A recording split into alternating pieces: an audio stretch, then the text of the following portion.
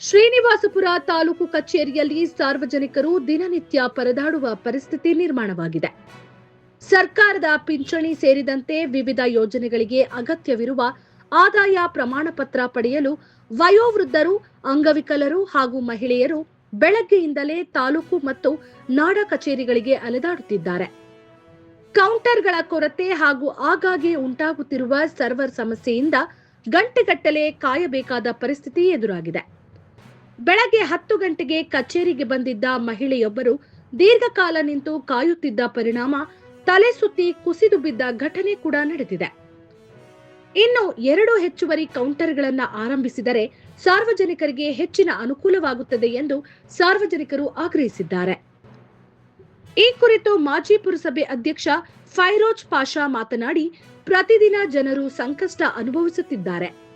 ತಹಸೀಲ್ದಾರ್ ತಕ್ಷಣ ಕ್ರಮ ಕೈಗೊಂಡು ಹೆಚ್ಚುವರಿ ಕೌಂಟರ್ಗಳನ್ನು ತೆರೆಯಬೇಕು ಹಾಗೂ ಸರ್ವರ್ ಸಮಸ್ಯೆಗೆ ಶಾಶ್ವತ ಪರಿಹಾರ ಕಲ್ಪಿಸಬೇಕು ಎಂದು ಮನವಿ ಮಾಡಿದರು. ಸಂಬಂಧಪಟ್ಟ ತಹಸೀಲ್ದಾರ್ ಹಾಗೂ ಕ್ಷೇತ್ರದ ಶಾಸಕ ಜಿಕೆ ವೆಂಕಟಶಿವಾರೆಡ್ಡಿರವರು ಈ ಸಮಸ್ಯೆಯನ್ನ ಗಂಭೀರವಾಗಿ ಪರಿಗಣಿಸಿ ಸಾರ್ವಜನಿಕರಿಗೆ ತ್ವರಿತ ಸೇವೆ ದೊರೆಯುವಂತೆ ಅಗತ್ಯ ಕ್ರಮ ಕೈಗೊಳ್ಳಬೇಕು ಎಂದು ಸಾರ್ವಜನಿಕರು ಒತ್ತಾಯಿಸಿದ್ದಾರೆ. ಸರ್, ನನ್ನ ಹೆಸರು ಫೈರೋಜ್ ಪಾಷಾ ಅಂತ, ಮಾಜಿ ಸದಸ್ಯರು. ಇಲ್ಲಿ ಇನ್ಕಮ್ಗೋಸ್ಕರ ಜನ ಎಲ್ಲ ಬೆಳಗ್ಗೆ 10 ಗಂಟೆನಿಂದ 6 ಗಂಟೆವರೆಗೂ ನಿಂತು ಸಾಯ್ತಾ ಇದ್ದಾರೆ. ನಿಲ್ಕೊಳೋದು ಆಗ್ತಾ ಇಲ್ಲ. ವಯಸ್ಸಾಗಿದೆ, ಅಜ್ಜಿಗೆಲ್ಲ ಬಿದ್ದೋಗಿದ್ದಾರೆ. ಇದ್ರ ಬಗ್ಗೆ ತಹಸೀಲ್ದಾರ್ ಸಾಹೇಬರು ಏನು ಕ್ರಮ ತಗೊಂಡಿಲ್ಲ. ಅದ ಮೇಲೆ ಏನು ಕ್ರಮ ತಗೊಂಡು ಇನ್ನೊಂದು ಕೌಂಟ್ರ್, ಇನ್ನೂ 1-2 ಕೌಂಟ್ರ್ ಮಾಡಬೇಕು. ಅವ್ರು ಏನು ಒಂದು ಚೂರು ಕ್ರಮ ತಗೊಳ್ತಾ ಇಲ್ಲ. ಈ ನಾವು ಇದು ಹೇಳೋ ಉದ್ದೇಶ ಏನಂದರೆ, ಅವರು ಜನಕ್ಕೆ ಅನುಕೂಲ ಆಗಬೇಕು.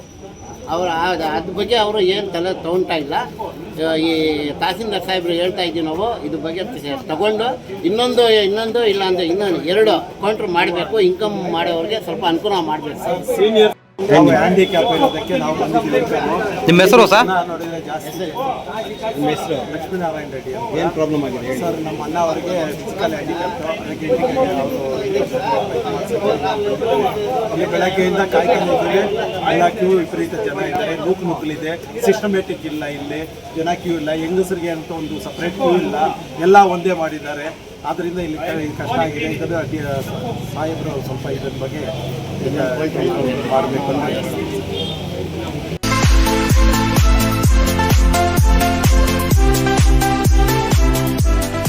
ನಿರಂತರ ಸುದ್ದಿಗಾಗಿ ವೀಕ್ಷಿಸಿ VK18.